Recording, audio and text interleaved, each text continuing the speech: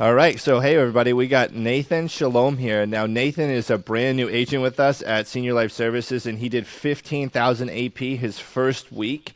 Now, he is a naturally enthusiastic, talented salesperson, but he does have a work ethic. And like a good friend of mine says, you can't train tall in basketball.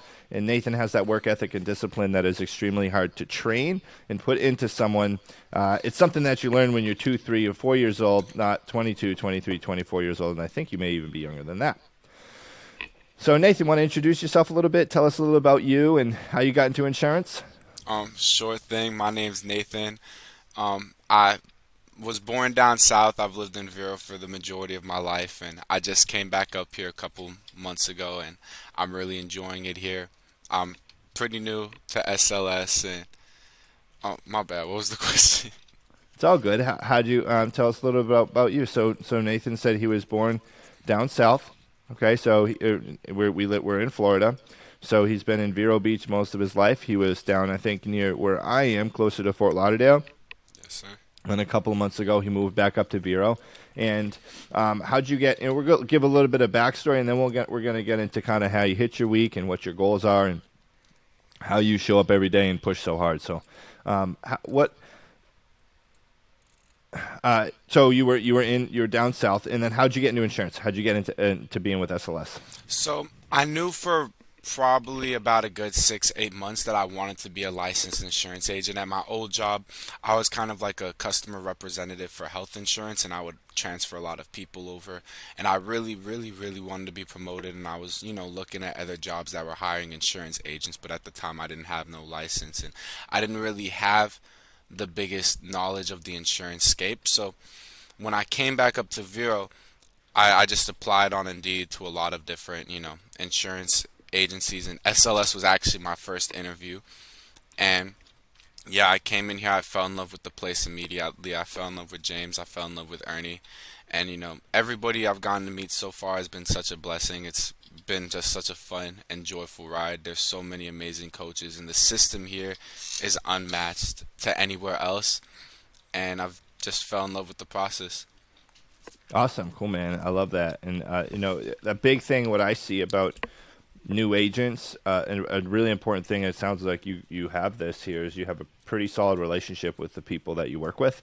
And it's sometimes that can literally be more important than the paycheck, because it's what Exactly. helps push people through the tough times, because everybody's going to run into that in this business there. So now, it's no secret now that. By the way, guys, if you like this video, please like the video, subscribe to my channel, hit the bell, and turn on post notifications so that you can be Subscribe. alerted whenever. Subscribe, subscribe, subscribe. Turn on post notifications too, because you want to be notified whenever these things whenever these things drop. So, dude, how do you work like that? Um, Most agents literally have trouble, and this is why I say this, because most agents, right? They go through training, and then they have to make a phone call, and they're terrified. So, what helped you get over that fear? I have people literally quit. They go through their license course, they quit before even making you're going to see it too up there, before making a single phone call. So, how did you overcome that and just get right to it? I think I've always had a strong work ethic if it's come back from playing sports or even every other job I've done leading up to this point. I've just always told myself, they're giving me an opportunity and I'm just going to give it my all. And that even started way before I even got on the phones when I was just doing if it was either doing my course or those 2 weeks after I finished my course waiting for my license because it took an extra long time. I was reading books. I was I was just searching for knowledge. I was either shadowing people, and I was making sure that by the time I got on the phones, I at least had a decent knowledge of what I had to do. And I just put everything else to the burner at the time, and I was like, okay, this is me starting my business. I'm gonna give it my all, and I'm gonna see what I can do here. I bought into the system pretty quickly, that and all the things that was instilled to me by Ernie and James. They told me you're gonna work hard, you're gonna succeed here. So just kind of bought into that, and yeah. Awesome, cool, man. So you played some sports. What sports did you play? I was a basketball player back in the day, Okay. and I was not the fastest. I was not the most athletic, but nobody worked harder than me. Nobody came to practice before me. Nobody left after me, And yeah, I was pretty successful in that. Awesome, man. So today is Sunday, guys, and I'm working on Sunday. Nathan's working on Sunday. His plan is to hit 10,000 AP this week. He's super close. You're at like 8 or 9K right now. 9,500, something like that. Yeah, 9,500 AP. Guys, this is literally Nathan's second full week on the phone. It's either his second or his third full week on the phone. His first full week on the phone, he had 15,000. He's working on a Sunday. So if you're like, oh, how do I do it? There's no secrets, guys. You have to sit there and you have to pound the phones. That's just what it is. Who else is in the office with you right now? There's only Moses here right now, but I know there's going to be about two or three other people. But people get so they just look at all of these really big people like Mikia or Ronald, and those people have been here for a long enough time that they can put however many hours they want to put in and get those results. But when you're just starting and you don't have that full scope yet, it's all about the work you put in. And if you put in that work, you put in that 25, 30 hours of talk time, you're going to see results, or you're going to get 5% better every day compared to your peers that might only be putting 10 or 15 hours in. It's that simple. Exactly. So what he's saying is there are experienced agents here at SLS who were putting literally 10 hours of talk time, 15 hours of talk time a week, meaning that's how long they're talking to clients, and they're hitting 10, 15, 20,000 AP. Nathan's brand new, and he's like, I want to hit that too.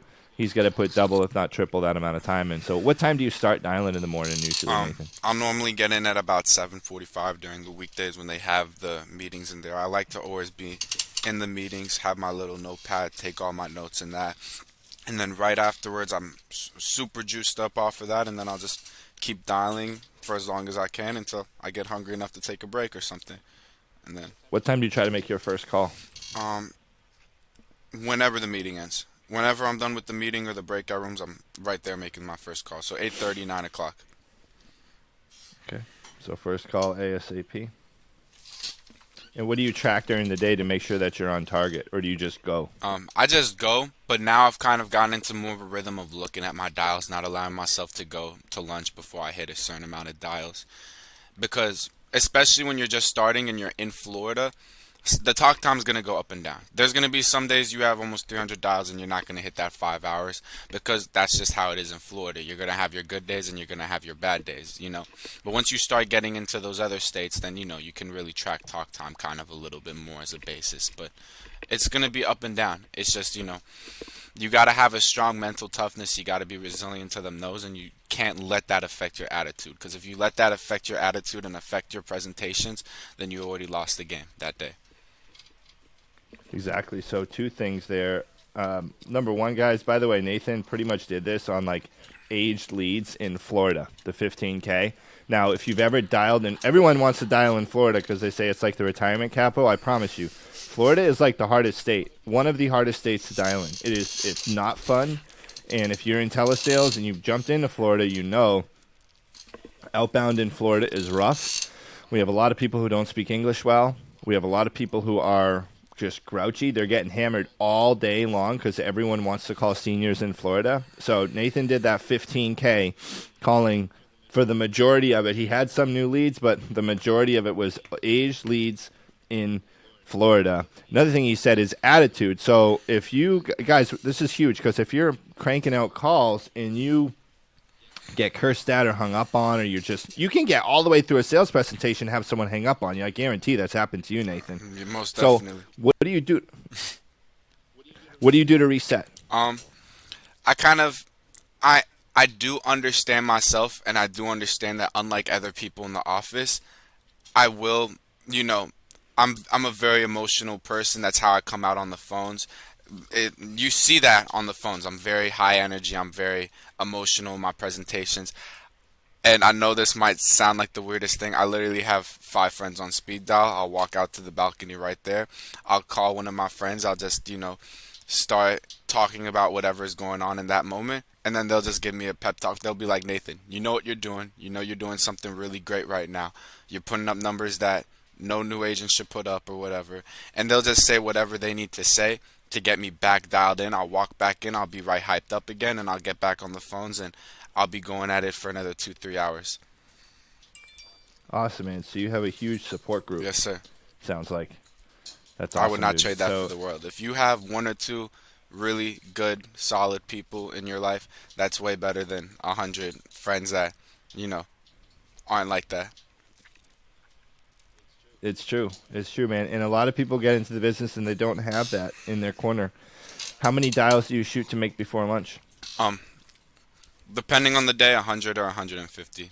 I'll normally look around that time I'm getting hungry, and if I'm like at 20 away from 100, I'll shoot for 100. If I'm like 30 or 40 away from 150, but I'm not gonna compensate. It's either 100 or 150. If I'm at 110, then I'm gonna have to wait a little bit before I go to lunch, unless I make that sale. And if I make that sale, I'm always gonna celebrate that. Cool. So if you make a sale before lunch, you're saying you'll go celebrate it, Well, right? not if it's like early in the morning, but like if it's like right before lunch, like I try to always leave Yeah. on a win if I can. Okay, awesome. So your wins are either activity or a Yes, sale. sir. Cool. So, do you go out for lunch or do you eat lunch at your desk? Um, at first, before I got that first paycheck, um, I would always eat lunch at my desk so I could, be multitasking while I was dialing. And now that I actually have money in my bank account, I'll go and get me something nice. And a lot of times I try to bring it back to my desk so I'm still multitasking. But, some days it won't go like that. But yeah, Gotcha, man. Were you broke when you came yes, here? very broke. Like I was living off a Okay, hundred gotcha. dollars for like a good month. Wow. Okay. So, guys, this is huge, right? Now, I found people come into this business for two reasons.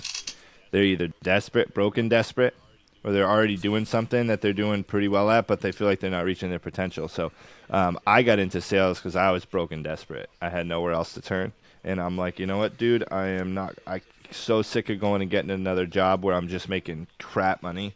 So, why'd you pick insurance? Was it, and you can be honest, if you're like, yo, I just applied to a bunch of jobs and you guys call me, then that's cool too. But if you picked out insurance specifically, then why was that? I did apply to a lot of jobs, but I always had insurance as that back burner because I was at that last job for so long, and I really wanted to be an agent, and all my supervisors kept what do you call it? They kept putting me in for a promotion, and then the big top dog above all of them kept blocking that, and and then down when I was in South Florida, I applied for two or other three jobs to be a salesman for insurance, and none of those really worked out for whatever reason. Didn't really get a call back, so I didn't know why. I guess it was because I didn't have my license at the time or anything. But I was just really, really fortunate. Opportunity doesn't wait on nobody, and I don't believe in chance. I don't believe in SLS being that first place. I came in for my interview and I made sure that I was not gonna fail it. I was in a place where it was like, okay, this is how much money I got in my bank account. I need a job now or never. So that was really the mindset I had coming into SLS before I even knew about the place. And then I came in here and I bought in immediately. I bought into everything that James told me during my interview, and then I bought into everything that was taught to me by Ernie very early on. These coaches are amazing. They're built to help you win. You're not going to find anything like that anywhere else in the industry, where you have coaches that would literally hop on the calls and help you close sales. And by Ernie helping me that first not full week close a few sales, it really gave me a lot of knowledge, and I've gotten so much from so many different people being here in the home office. I've gotten amazing advice from Ronald. I got amazing advice from Lexi, who sits over there. Just a whole bunch of different things from different people that I'm able to incorporate into what I do in my presentations to help just get better. Yeah, man, it's awesome to be in that environment and immersed in that environment. So, if anybody watching this, maybe you're like, I don't have a home office to go to. I don't have a call center to go to. And a lot of people dial remotely. They're virtually calling we're in Zoom. Zoom rooms. So, guys, yeah, Zoom. Zoom. Hop in, listen to someone's calls, connect with people too, ask for advice, right? Like, reach out to other people in the business, say, hey, I'm getting stuck on this in my presentations when I'm on the phone. What do you think maybe that can do to help me? So, Nathan, if you want to share a little bit, I I would imagine I'll just say because I know how you get to work in the Yes, morning, sir. Yes, sir. right? And that was the same. That was the same for me. So, do you walk to Yes, work or ride a bike? what happens is a lot of times I'll ride the bus to work. I'll ride a couple buses to get here every morning, and then at night, I'll just walk home. And I really do enjoy that process. It really does add that extra push for me every day. Oh, but it gives me that extra time to, really contemplate on my why. And then I get into work the next morning and I have that same drive that I had the day before. And it just helps keep pushing that. Without a solid why, and without that resiliency to take no after no to get to a yes, you're not going to be able to succeed. You have to have a why. It doesn't matter if it's the most important. It doesn't have to matter if it's the most flashy why. But as long as you have a why, a reason that you're doing this to try to better your life, then you can succeed here. There is no reason you shouldn't be able to succeed here. What's your why? Um, I've always been a very motivated and a very driven person since a young age to get to a place where I am very successful, to have a lot of money, to be able to give back in this world, and to do a lot of the things I want to do, business like, and spiritually, and travel the world, do all that. But, and because of decisions a lot made by me, a lot, I don't, I might have had a certain cards I might have been dealt at different points, but I don't really look at it like that. Because of certain situations, I might have put myself in, I did not put myself in the best situation to succeed. So now that I've gotten that other chance, I'm gonna keep driving until, I reach my goals. And there's a lot of people who didn't really believe in me per se, and the fact that Ernie and James have always shown that belief in me, I don't like proving people wrong when they believe in me. So it's just yeah, that's my why. Somewhere along that line, and I think about that Cool, man. every day, and I let that push me to getting, you know, further and further, and just doing the best I can do every given week. Not every week I'm gonna hit 14, 15K, but as long as I put in that Yeah. same work ethic every week, I'm gonna be very happy with myself, and the results are gonna, come over time. Exactly, man. And dude, that it reminds me of me so much because like when I got into sales, car sales was my first sales job. Then I got into insurance, but literally I was probably a little different situation. But I was living in a halfway house, and I would walk to work or take the bus. And sometimes, if it was the weekend or a holiday or at night, I got out of the dealership too late. There was no bus, and I didn't have money for a taxi, so I had to. And this was before Uber, right? So this was like 5 years ago. Uber wasn't around, so I walked, right? I walked back or took a bus. Sometimes it was an hour, hour and a half. And I did that too. I thought about my why along the way. Excuse me, along the way. And I want to take care of the people in my life. And there were people at that dealership who believed in me. So I think sometimes everyone here, I think, guys, you just need someone to believe in you. And if you don't have anybody in your life who believes in you, go find it. Like, if no one at your IMO that you're with now believes in you, go find a company or an agency that you can be with where people believe in you. I'm not saying you got to come to Senior Life Services. There are plenty of other people that I know in this business who work and believe in their agents. But if you're in a place where you feel like you really don't have anybody who believes in you, then find someone who does. If you're having trouble and you're struggling, because it can help so much with your confidence. So, what are your goals insurance wise? Have you thought about that, or are you kind of like just one day at a time, plugging through, Um, no, pushing no, forward? I've always been a bigger picture guy, and here at SLS, I definitely want to be able to make a name for myself over these next few months. I want to be able to place high in the Ultimate Challenge. I want to be somebody in President's Club. I want to be somebody that can make that 100K a year through SLS. And I really like and I want to make sure that 8 months from now, the same drive that I have now is still there 8 months from now and still there a year from now for those first few years, so I can really build something here. I really want to be somebody. I really love SLS, and this is a place I want to be for a, a long time. Cool, man. So you want to grow Yes, and sir. build and just keep improving yourself. What do you like to do outside of Um, work? I like to go to the gym. I like to play basketball. I'm a pretty normal 20-year-old. I like video games. I've kind of stayed off that for a good couple months now because I'm just in, drive mode and stuff. I like learning about money, where it comes from, how to invest, because, I'm definitely going to be getting into that um, the next year as I start getting more money and stuff. And, yeah, I like music. I like video games too. I played last night. What video games you play, Justin?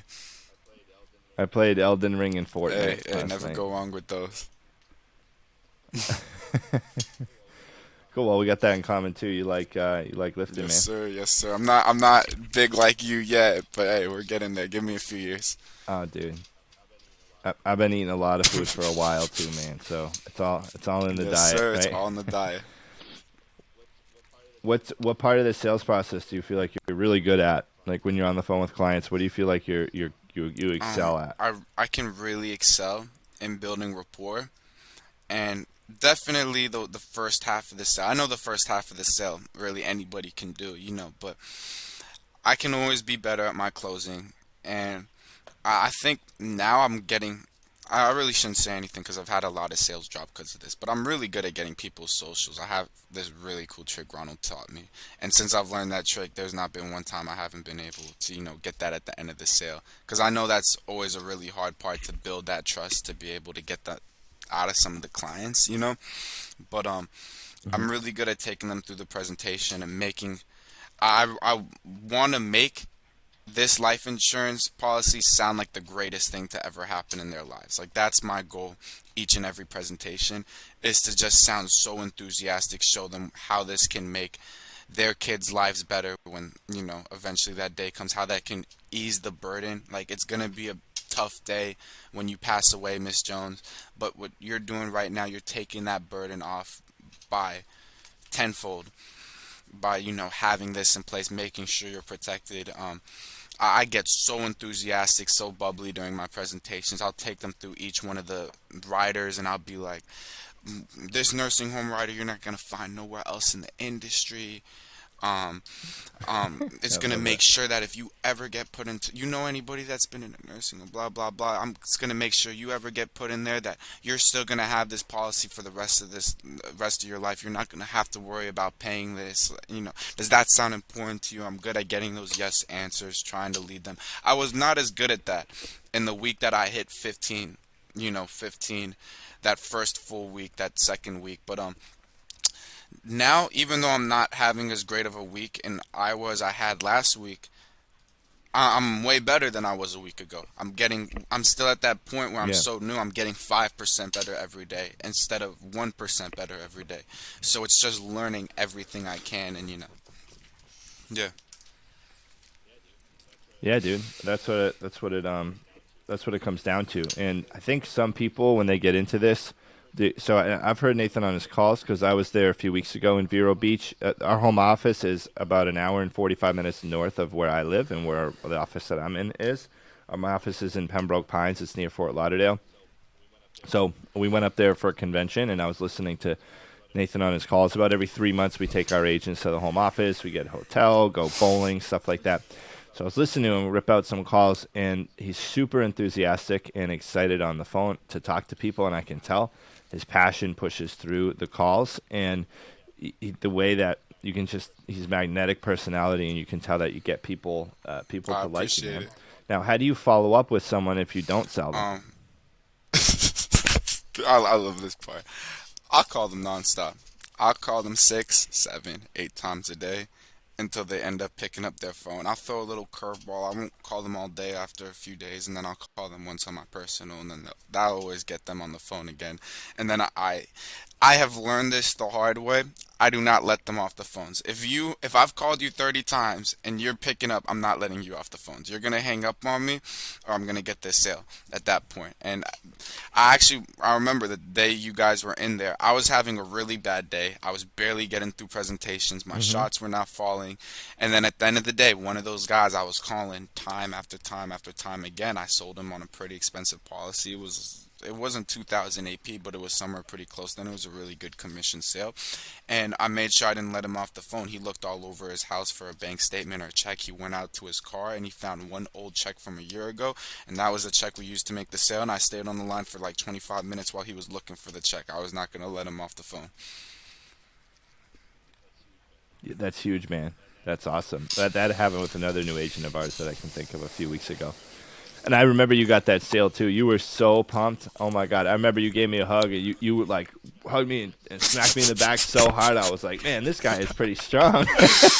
Um, I think I still got a handprint on there somewhere. Nah, man. I have the craziest celebrations. You can ask this guy right over there. I have the craziest celebrations when I make a sale, no matter how small. I always make sure to celebrate those wins throughout the days, especially if it's like after a long day.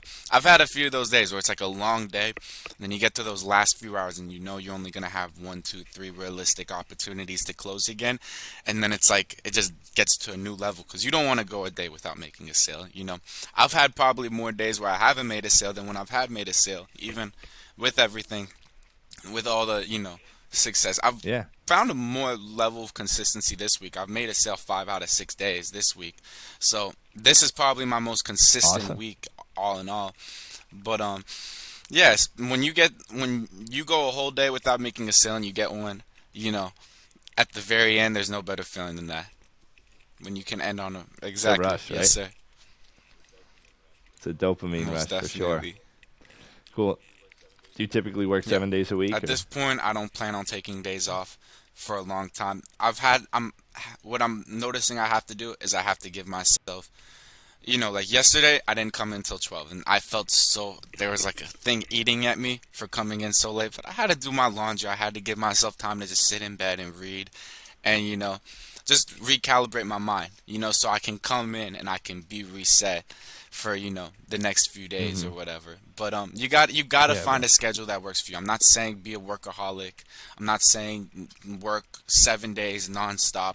I'm sure a lot of new agents, they have families. I'm sure that you guys have a lot of other things Oh in your yeah. life. It's all a balance, but whatever you do, you have to find a schedule that works for you, and you have to find something that you can replicate week after week after week, especially when you're just starting. Yeah, that's the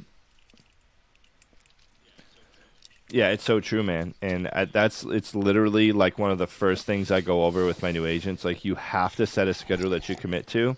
I haven't had a single person succeed who's not able to set a schedule that they can commit to. So if you're listening to this and you're like, well, this is good and all, but I got 2 kids, and either maybe you're single parent with 2 kids, or you got multiple kids, and there's both the parents are involved, whatever. You may have different scheduling constraints. So what you got to do is get everybody in your life on the same page with you, and really like figure out, hey, when can I work? And if your schedule is not as open as Nathan's is, make sure that in the time that you're working, you're actually working. Forget about the chores. Forget about all the other stuff. Put it on the back burner. Schedule it into another time during the week. And it can be exceptionally difficult if you got real young children, because they're like Velcro sometimes, right? They don't want to leave you alone, and they're super needy, especially if they get sick. So I get it, and it can be really challenging. But we do have people here as well who have young kids. And there's another interview. I have a guy, single dad. He did 13,000 in a week, and he balances all that working from home. So cool, awesome, Nathan. So you feel like pretty confident about hitting 10K this week? Very. I got a whole day. I'm gonna put in my all, and I just need one sale, so we're gonna see what happens. Yeah, man. That's all. It's really Yes, all you got to sir. do. So you just put in the work. That it'll come there. Maybe some of those follow ups will You pan out. never know. You never know. I got a whole list of free throws that I just need one of them to pick up. Exactly, exactly. So if for anybody coming in into the business, or maybe you're just getting into telesales because it's a different animal than selling face to face, what advice would you give to them based on your few weeks in the business so I far? think it's just three things you need to succeed. You need to have that why. You need to have that work ethic and buy in. And what was the third one? Oh my goodness. Um, okay, completely forgot that. I had that in my head before I came here. But oh, and you need to have that mental toughness. You're gonna get a lot of no's. When you're calling on a Sunday, there's gonna be people cursing you out for calling their home on a Sunday or calling them while they're at church. You're just gonna as long as you buy in, you listen to your coaches because all of them have your best interest in mind. All of them, the reason that they are coaches is because they've had the success. They know what it takes to be Mhm. successful here, and you just rely on them to help lead you the right path. And if you're new, stay true to that script, whatever that script is, and you're gonna succeed here. But you got to be able to put in that work, because if you're not getting that talk time, then you can't. If you're not getting at least 25 hours when you start here, then the problem isn't anything with your presentation. It's with the talk time. Exactly. So what he means by talk time is how much time do you spend talking to clients on the phone. So if someone works like 50 hours a week, they should have that talk time where it's 25 hours. So keep in mind, guys, too, in your if you're making a ton of dials and you're brand new in this business and you're not with SLS, you're buying your own leads. Most likely, if you're not with SLS, you're buying leads. That's why I recommend buy age leads, get beat up, make those calls. If you find people are answering, but everybody's telling you they have insurance, they're not interested, yada, yada, yada, you got to work on how to overcome that, and then the talk time will come. So, Nathan, do you ever believe it when someone tells you they already have No, insurance or they're not interested? How do you overcome I'll that in the beginning? say I actually just got this tip from Josh, and I've been using it yesterday, and I almost got a sale off of that. I'll say a part of my job. I'll be whoever I want to be on the phone. So I'll say I'm a senior consultant on the phones, even though I know I'm not no senior consultant, none of that. But my Yeah, job as a senior yeah, second consultant week, is third helping week, yeah. people see the bigger picture.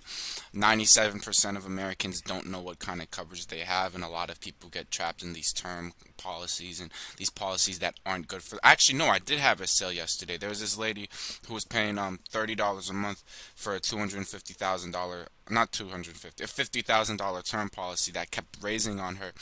And by being able to overcome that objection in the beginning, by helping people see the bigger picture, and asking, do you have a whole life or a term life, and being able to elicit that response from her, and then be like, oh, term life, and like oh, and then like explaining the difference between the Tone, right use the right tone, tone. term life, and whole life, and how it's not, it wasn't a level term, it's something that's going to be bumping up on her throughout the years, and how, okay, all of these policies, all of these rates that I'm listening to right now, in 10 years your policy is going to be more than all of these policies, even though it's something more affordable to you right now. Here, let me just get you applied and approved. I know you want to talk to your husband. I know he's out of town. I had to get a lot of objections to get that sale. Oh, my husband's out of town. I Wow. don't want to decide right now. I want to talk to him, the kids. I know, I want to give you plenty of time. I just want to see if we can get you approved. Pioneer's based out of Austin, so they'd be the ones sending you the paperwork. I wouldn't be able to just send it to you. So I just want to see if we can get you approved. The preferred plan's a hard plan to get approved for, just so I can send it, and you can go and call the other company, ask them AAMA, something like that. I call them, ask them to send you your policy, just so you have another copy, so you and your family can sit next to each other and look at both of them, because I want to make sure you are covered with something that will last you the rest of your life, in case anything were to happen to you tomorrow or before we talk again. And just that's how I was able to get it through the application. If it falls off, it falls off. It was only like a $50 a month policy, $58 a month. It was the cheapest sale I've had made thus far at SLS, but it was a great one because I overcame like 4 or 5 solid objections that, if this was a week ago when I had my great week, I would not have been able to close it. Yeah. No, that's huge, man. So, guys, not only did she tell him she already had insurance, her husband wasn't there, and people love to throw that smokescreen objection up that they have to have their And she spouse was in there already going to through handle financial the. problems, paying off 2 cars, paying off the house, a whole lot of bills in of itself. So obviously, I'm telling her, exactly, Everyone is, though. exactly. Everyone is. Everyone's got financial problems. So, every one of our clients has financial problems. If they didn't, they wouldn't want $10,000 in life insurance or $20,000 life insurance, Yes, right? sir. So these are things that they're going to run into all the time. What do you do if someone tells you at the end that they have to think about it? Like if someone's like, "Oh, I got to think about it." I'm not gonna lie, I've not. I try my best to keep pushing, and maybe I should push a little bit harder, because I know if I let them off the phone at that point, I'm not getting a sale. Like 99% of the time, you're not gonna get a sale if you let them off the phone. And I'm getting to that point where I do want to be a more aggressive closer. One of the things I love about having Ernie and Matt on my team, and being so close to Ronald every day and Makia, is that they're such aggressive closers, and I'm really able to take a lot from that. That's one of the benefits being in the home office. I know not every you don't need to be in the home office to succeed. You can just hop in Zoom and hop in anybody's room. A lot of the people I'm listening right now, they're in a Zoom room all day, and you can literally just go in and watch them. Like Matt, amazing guy to go watch if you ever have the chance. He's in one of the Ernie rooms. But I'm definitely trying to take that to be a more aggressive closer.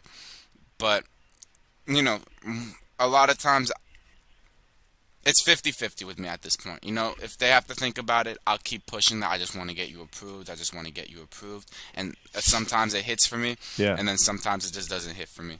But I'm getting better. I'm learning more and more every day. That is one of those objections that, you know, sometimes it works for me, sometimes it doesn't work for me.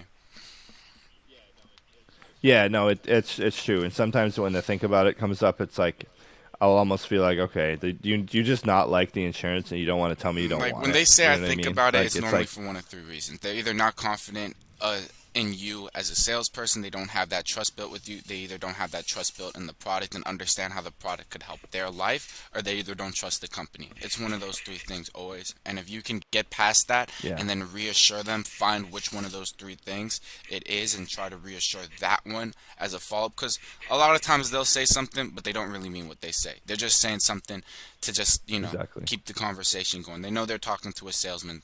They're not going to be straight up with you most of the time. Exactly. I feel like the hardest one is if they don't like the product. That's the hardest one I think to overcome. Because it's like I feel like if they like the product but they don't really know you as well or the company, then you can kind of coax them into that and reassure them.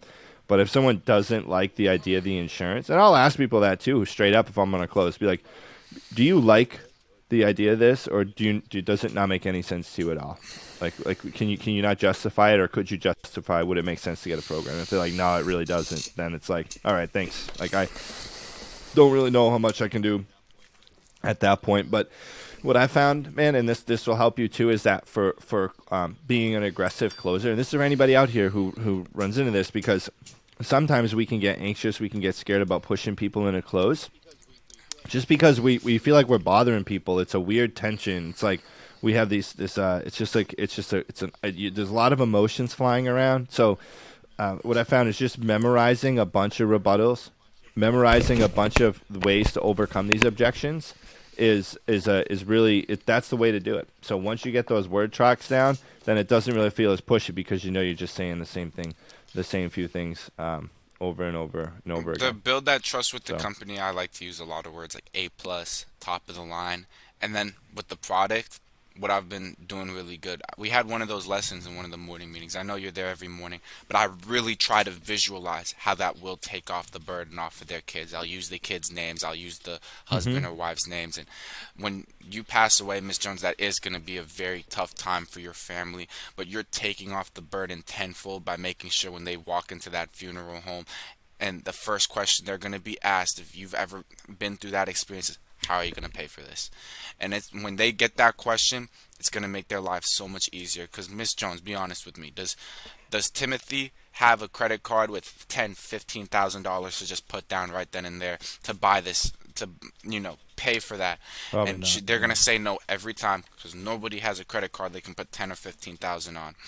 And sometimes you'll come across like, oh, I'm sure my kids aren't gonna worry. They're very successful. Yes, Miss Jones, I know they're successful, but I'll still keep pushing that, and yeah. Yeah. No, and I've run into that too, where we push that. I've had plenty of clients who are, dude. I had this lady one time, right? She bought a policy. She lived in her son's like mansion in San Francisco, which is crazy expensive, and she was like, "Well, I already have a policy through this company, but I want to leave them a little more."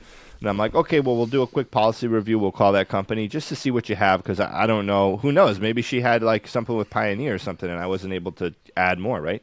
So we got the name of the company. I'm like, all right, we'll figure out what she has.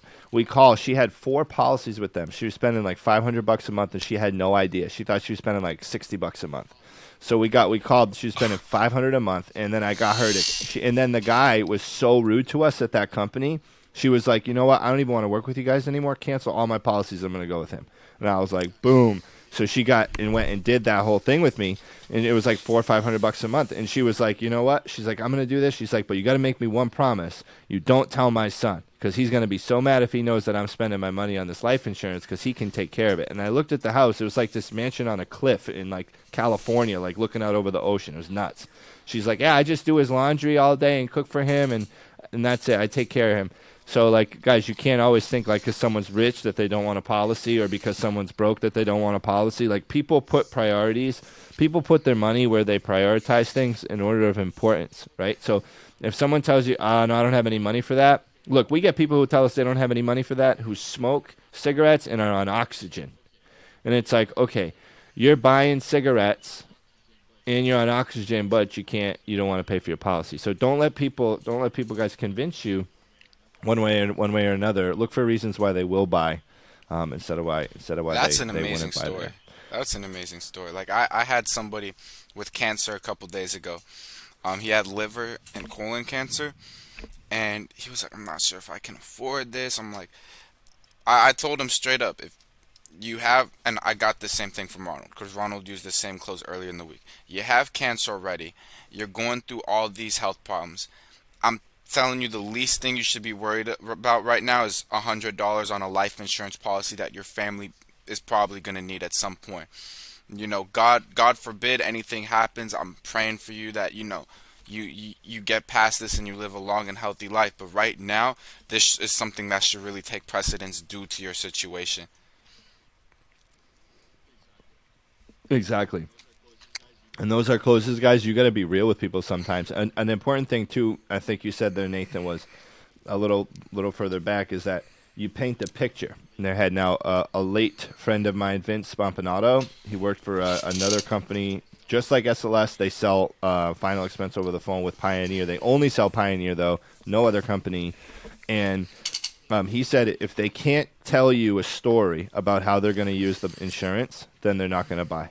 So think about what are some examples that you can think of in your head, maybe of some sales that you've had, of how you were able to create that image in their mind and have them buy into, yes, this is what my family's going to do with it. Can you think of any of those? That has been something I've been doing a little bit Maybe. more recently. But shoot, How about this? What sale are you most proud of that you've had since you started? One that comes to mind, like, man, that one. Yeah. this I've had a few of my sales this week have been really clean. But one that I've been really, really proud of, and this one was not my hardest sale, was not my smoothest sale, but every time I speak to this lady, she brightens up my day, Miss Ella Walker, because when she was 51, her husband bought a 30-year term policy, and he passed away in their early 60s, and she knew nothing about the policy, but she kept paying it every month, and it got increasingly higher and higher. And then by the time she hit her 70s, and she was on getting on $900 a month from the government, they cranked that up to like over $300. A policy that was like $50, it was absolute crap. It was like some $250,000, 500,000, something like that. And like they just cranked it up so high on her that she was struggling through the majority of her 70s to get by. Hmm. And then she hits her 81st birthday and the insurance completely cancels and she's absolutely devastated. And she didn't trust an insurance agent for 4 years. And she hung up on me a few times the first few times I called her, but then I just had a very real conversation with her. I got to know her. I got to know her story, her family. We talked on the phone for like an hour and a half. And I was able to get her on a $10,000 policy. And it was not, it was not the best monthly rate. She's obviously 85. She's at an age where she's not going to qualify for a lot of things at that point. But I made sure to get her on something that would last her the rest of her life. And she was so thankful that at her age, she could actually get that insurance that her and her family so desperately needed and get on a good plan, nothing that's a standard ROP, something that's guaranteed from September 3rd, whenever she starts paying, to the day she passes away. And me and her just built a really good relationship through the process. I followed up with her a week and a half later because the routing number was wrong. It was a Georgia routing number, not the Florida routing number, and we got that all fixed and set up for her. And I made sure she was at the doctor's at the time. So after I got that, I was like, okay, Miss Walker, I don't want to just leave you on this. I'm going to call you back in an hour and a half, and we're going to talk. I'm going to make sure that Zelda, her daughter, has my number. Make sure that everybody there has my number if they have any questions for me. You should be having the policy in the mail in the next 3-4 days. I called her back at 4 o'clock that day. It was on Thursday. That's why we were rushing. I was trying to make sure that it was a big policy. It was like a $600 commission, $620. So I had to make sure that, it Wow. came up on my paycheck on Friday. So I talked to her at like 4 o'clock that day. We just talked for 30 more minutes, and she was like, "I feel like I've known you my entire life." She's talking to me about her two great grandkids that play football. I think they're like in middle school. One's a quarterback, one's a running back, and they're trying to raise $4,000 for their travel team. I told her, you know what, Miss Walker, have Zelda or your granddaughter, whoever won, send me an email. I gave her my email with all the information about the fundraiser, where to send the money to. I'm gonna show it around the people in the office, and I'm gonna send you guys a little bit something. Because as an athlete, I always love to support fellow athletes, and I love like the quarterback, he's really fast, and the running back, the other brother, gets kick returns, and it was really cool. Her favorite thing in the world is going to the games and watching them boys play, and I was really able to build that lasting relationship with her. Every time I talk to her, brightens up my day. Beautiful, beautiful lady. I said whenever I'm down in Miami, I'm gonna call you Miss Walker, and I'm gonna come over for some of that meatloaf. I love that. She was Yes, bragging yes, about her she makes some meatloaf. really good meatloaf. That's cool, man. Well, hey, dude, you ever come down? You can visit Yes, the office here and go yes, meet with yes. her. But that's awesome. I mean, that's a beautiful thing. One of the beautiful parts of this business, guys, is like you can connect with clients. And what changed the game for me is going into a sale and without the perspective of I'm going to get a sale and make a sale. I went in with I'm going to make a friend. I'm going to brighten up this Right there. person's day, and I want to make this person feel better when I hang up the phone with them than than when they answered. Because if I go in for the sale, it's just about me. It's Exactly. not about them. But if I go into making them feel good, then that's it. Are there any certain questions you ask specifically to get people to try to get to know people Um, better? you know, it just flows. Whatever just flows out. It's just I don't really know. I know Cool. there's probably something I'm doing right because I am, having some good success right now that I didn't really think I'd have. Oh yeah.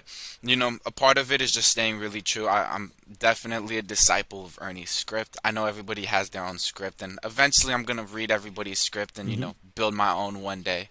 Oh, dude, But just right stick with what now, works. right You know what I now, mean? Just stick Ernie's with what's script working is a for you. money making machine, and I really stick true to that.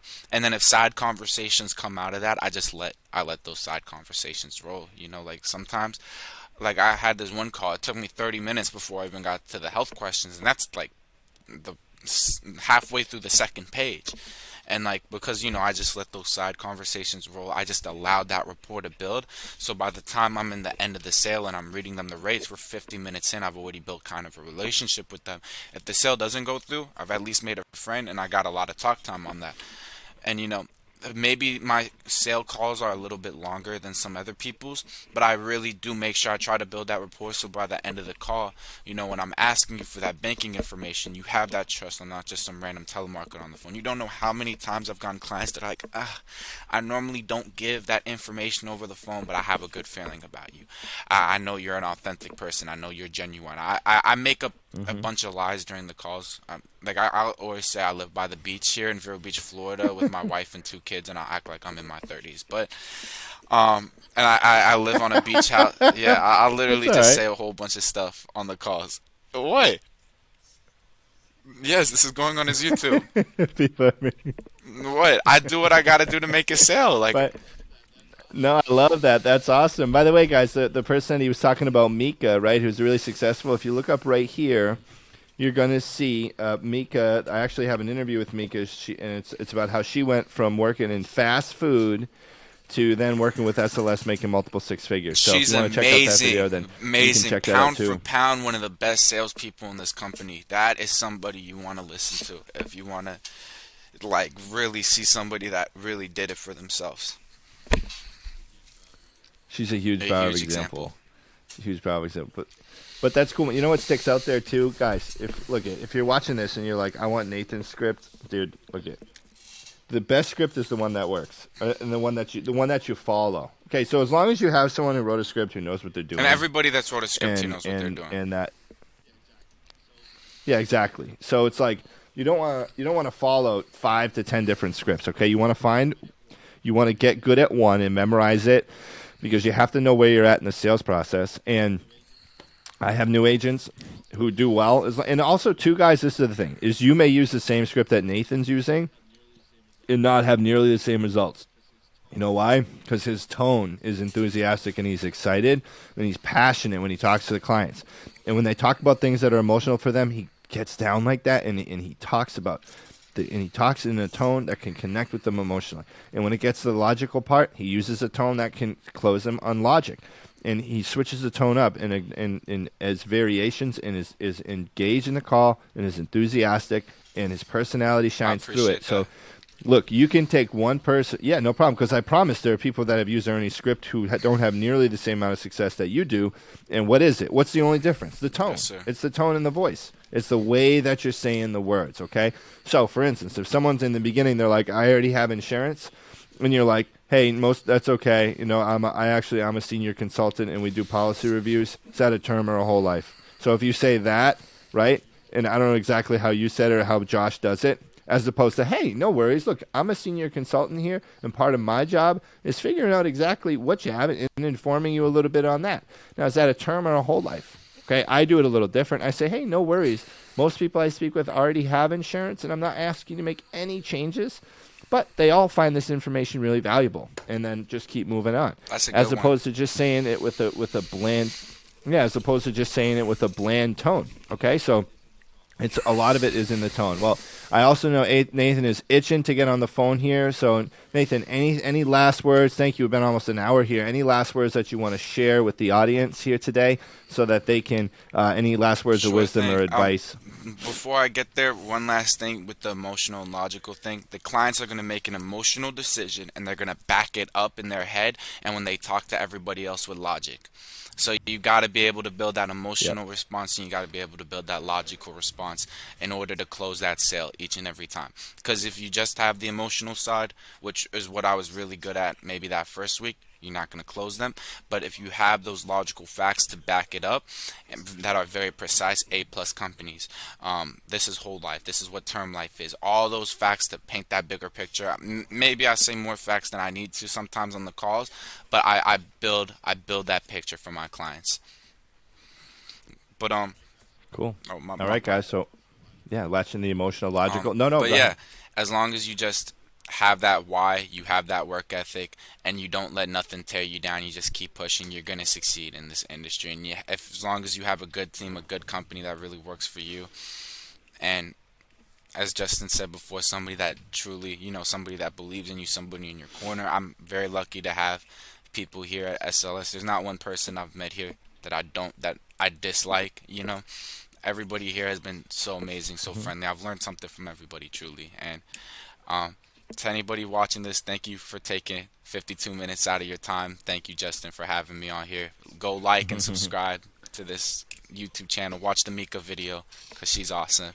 And Yep. Exactly. Watch the Mika video. Subscribe to my channel. Hit the bell, turn on post notifications. And like we said, the Mika video is going to be right here on the screen. So click to watch that video next. Thank you, Nathan.